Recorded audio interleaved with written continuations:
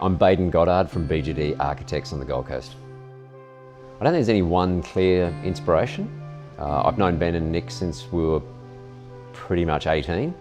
When they asked me to have a look at the house, the outlook was obviously pretty obvious, the location was pretty obvious.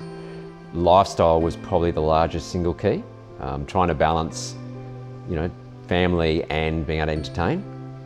Because ironically, we have a lifestyle which is the envy of most people in the world. So you can take inspiration from other places, but then you've got to try and make it work to our Australian situation. You could arguably say it takes a bit of a lead from Brazilian architecture or Mexican architecture, or that real Hispanic character, which is very clean and very sharp. Those characters, though, don't have dark finishes and other materials which make it opulent. Fusing those together is what's made this house successful.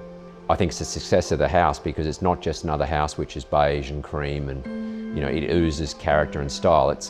But it's good, natural and quality materials used correctly rather than just throwing it at it to the point where nothing stands out anymore. So the house has heaps of contrast, and then it still has the beautiful Saturday afternoon sitting around the pool, but then it still works for a family on a Tuesday night. Now, balancing entertaining, and the children were quite young when we were first briefed, and obviously the family's going to grow up together. Having that flexibility that the house can cater for young children, teenage children, young adults, and the family can all get along and not feel like they're clawing all over each other. This house wasn't designed just to get through young children. It was designed to get through every stage, and even for a family who doesn't have children, it's got this cool lifestyle. It doesn't feel like kids are here, but the house is still robust if that's the stage of life you're at.